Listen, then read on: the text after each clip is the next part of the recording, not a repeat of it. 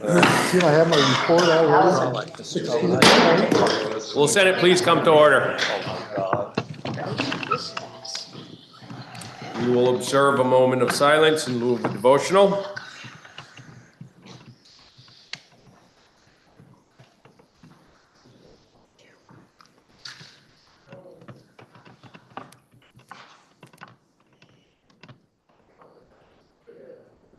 Thank you. Are there any announcements? Senator from Chittenden. Thank you, Mr. President. While we don't, like the other chamber, rise to recognize visitors, I did just want to let the chamber know that we have a new consulate in Boston representing India. And this is a very big deal for some of your constituents, that they can go a lot closer to get their travel needs or international needs taken care of. And so we have our first ever Consul General of India for Boston visiting us today.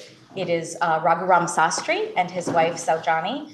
And they have not been to our State House before, so they're going to be looking around if anybody wants to say hello to them.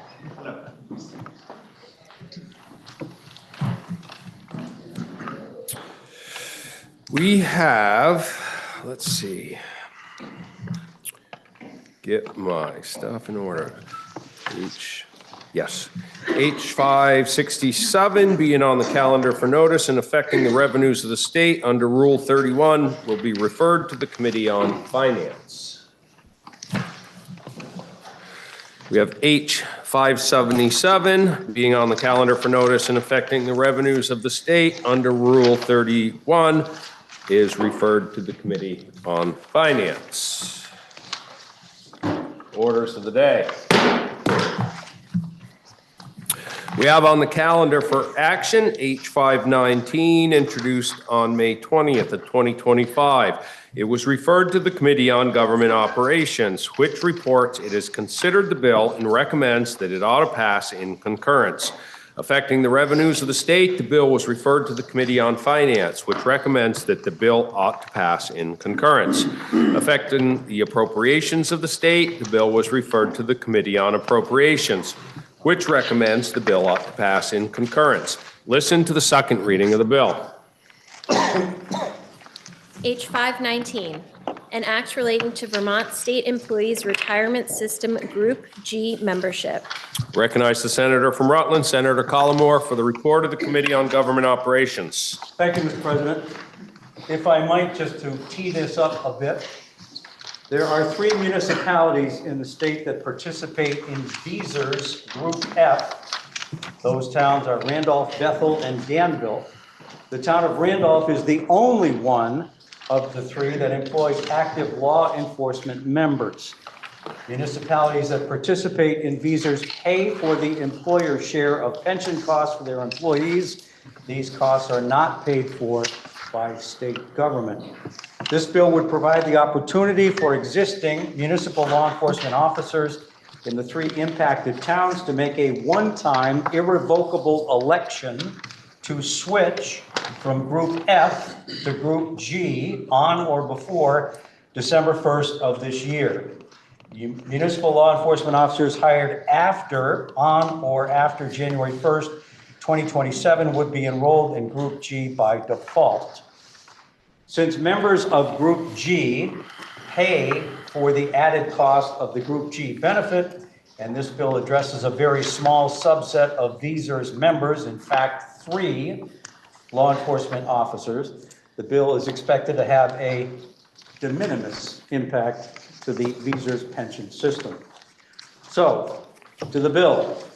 Section 1 will amend the definition of Group G member and the definition of normal retirement date to add employees that are employed by a municipal employer that participates in the Vermont Employees Retirement System.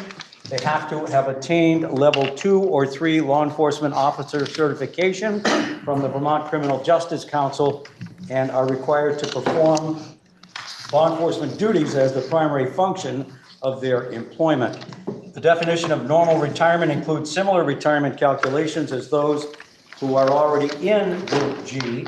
Group G does allow a member to reach their maximum retirement allowance after 20 years of service as opposed to the 30 years necessary under Retirement Group F. If senators want to refer to the calendar today, we have an amendment that's being offered by all members of the Government Operations Committee on page 1648. And even though it is a strike-all amendment, it really does only 5 things to change this section. By the way, in 2022, the General Assembly first created Group G for certain Department of Corrections and Vermont State Hospital employees. So the first 3 changes are to fix an error in the definition regarding the date of employment for these positions.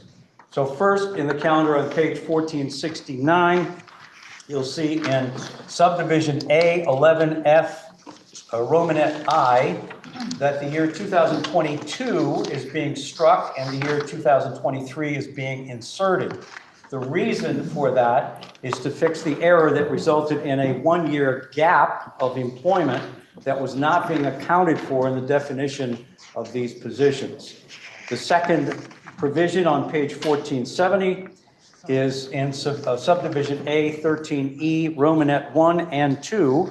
You will see the same fix for the year 2022 and moving that to the year 2023. And the final 2 changes can be found on page 1472 of the calendar. These technical amendments are to add the words "on or" before the words "after January 1st" to ensure that we're including the date of January 1st within the definition.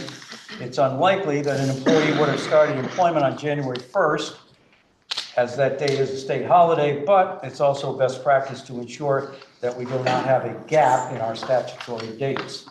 Section 2 of the bill amends Section 459 governing the calculation of normal retirement to add the definitions that we just created in Section 1.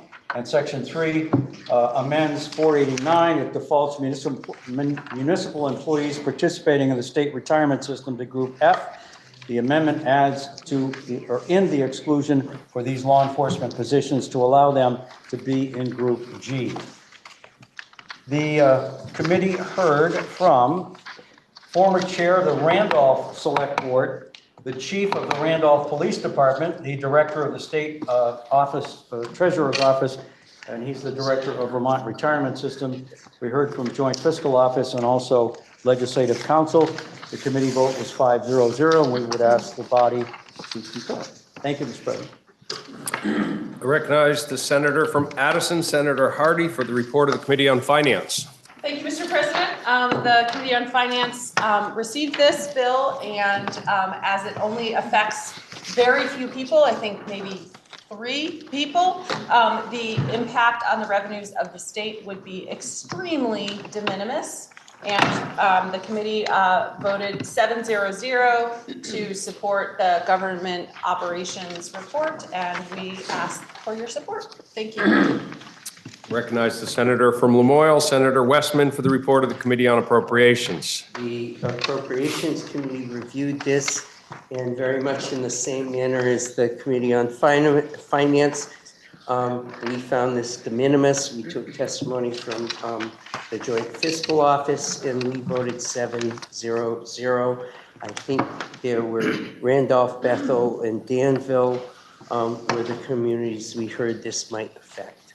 But we are also in favor of this.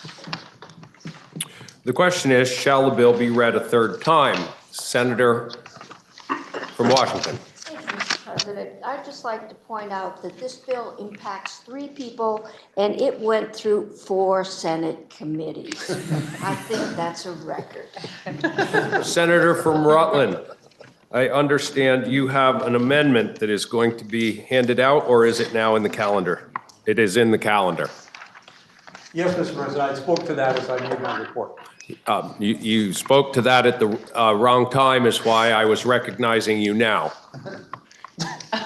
Well, I would ask the body to please consider I hadn't done anything earlier then, and to now look at that amendment, which again moves dates and really is not that crucial. Nicely done, Senator. De minimis. So the question is, shall the bill be read a 3rd time?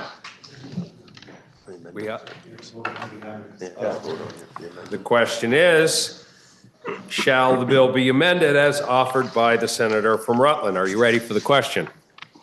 If so, all in favor say aye. Aye. All opposed, nay. Ayes have it, and the motion carries. Now the question is, shall the bill be read a third time? Are you ready for the question? If so, all in favor say aye. Aye. All opposed, nay. The ayes have it, and you have ordered third reading of H 519. We have on the calendar for action H 762, which was passed by the House on April 17th of 2026. It was referred to the Committee on Government Operations, which reports it has considered the bill and recommends that the Senate propose to the House that the bill be amended as it appears starting on page 1473 of today's calendar, and that with such proposal of amendment, the bill ought to pass. Listen to the second reading of the bill. H 762, an act relating to the County and Regional Governance Study Committee. Recognize the senator from Rutland, Senator Collmore, for the report of the Committee on Government Operations. Thank you, Mr. President. Hopefully I'll get through this amendment in a much better way. So H 762 is session law that will amend an act that we passed back in 2024, if I'm remembering correctly. It was Act number 118. It came out of the Senate as S 159, an act relating to the County and Regional Governance Study Committee. The amendment appears on page 1473 of today's calendar.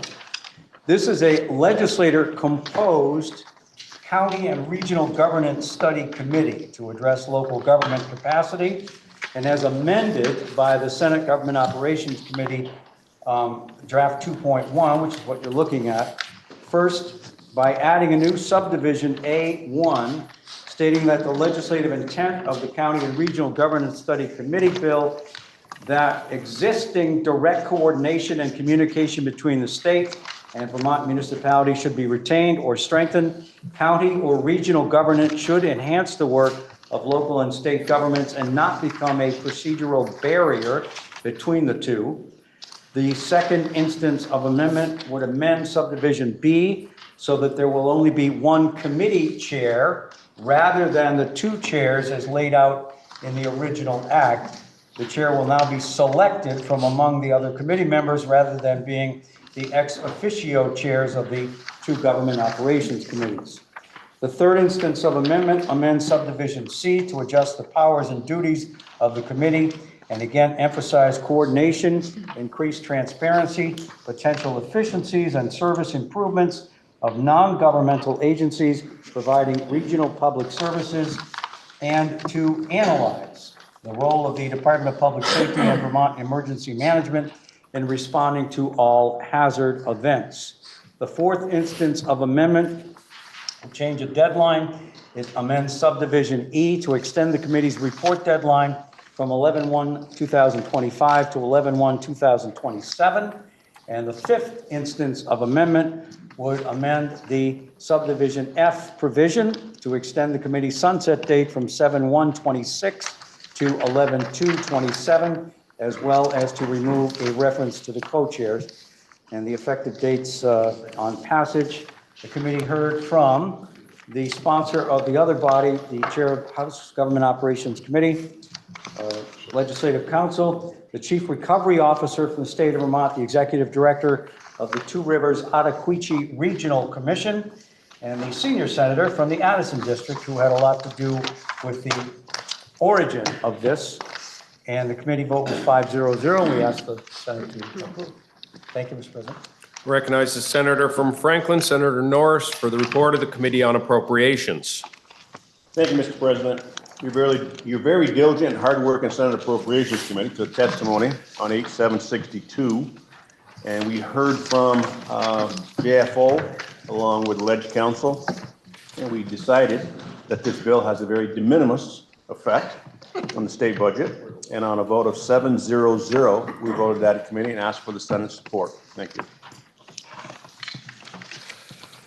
The question is, shall shall the Senate propose to the House to amend the bill as recommended by the Committee on Government Operations? Senator from Addison. Thank you, Mr. President. I, of course, have to stand up and thank the Senate Government Operations Committee, especially the chair, for moving this bill forward and reinvigorating this study committee. As the chair from my morning committees, Senator from Washington, Senator Watson can tell you, I constantly am like, if only we could look at county and regional government, it would help solve a lot of the problems that we have in the state in terms of providing services regionally and government effectively and efficiently on the regional level. And so I'm excited that this is going to move forward, and hopefully the second time is charm, Mr. President, and we'll actually finish it this time. So thank you to the GovOps Committee. Are you ready for the question? The question is, shall the Senate propose to the House to amend the bill as recommended by the Committee on Government Operations? Are you ready for the question? If so, all in favor, say aye. Aye. All opposed, nay. The ayes have it, and you have amended the bill as proposed. Let me start that over. The ayes have it, and you have proposed to the House to amend the bill as proposed by the Committee on Government Operations. The question now is, shall the bill be read a third time? Are you ready for the question? If so, all in favor, say aye. Aye. All opposed, nay. The ayes have it, and you've ordered third reading of H 762. That completes the orders of the day. Senator from Chittenden. Thank you, Mr. President. Pending announcements, I move that the Senate stand in adjournment until 11:30 a.m., Friday, April 24th, 2026. Are there any announcements? Senator from Washington. Thank you, Mr. President. I learned yesterday if I don't stand up first, no one else. I like the pop, Senator. So I will stand up and announce that Senate Finance will meet at 1:30. Senator from Washington. Thank you, Mr. President. Your diligent and hardworking Senate Appropriations Committee will be meeting at 1:30. Senator from Rutland. Thank you, Mr. President. I wish I could top that, but I can't. Government operations will meet at 2. Senator from Windham. Thank you, Mr. President. Your very efficient institutions committee will be meeting at 1:30.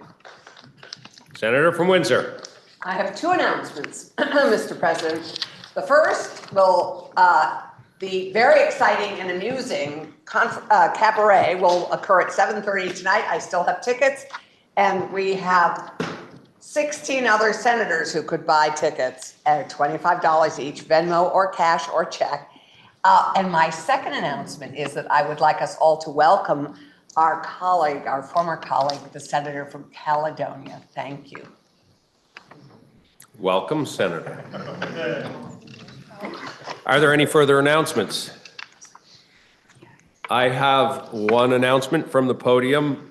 My friend, Dr. Patrick Brown, is holding a Jamaica relief, hurricane relief concert, and he told our office that his mother is still living in a house that doesn't have a roof on it. There's still a massive amount of damage down there that needs to be fixed. They have a world-famous opera star, Denise Graves, and she'll be supporting their efforts with an array of songs from Broadway, jazz, gospel, and classical. And you can go to operaburlington.org for more information, and I would hope you would please spread that so they have a good turnout and can raise some money for a very valiant effort. Are there any further announcements? Seeing none, the senator from Chittenden has moved that the Senate stand in adjournment until 11:30 a.m., Friday, April 24th, 2026. Are you ready for the question? If so, all in favor say aye. Aye. All opposed, nay. The ayes have it, and we'll stand in adjournment until 11:30 a.m., Friday, 24th, 2026.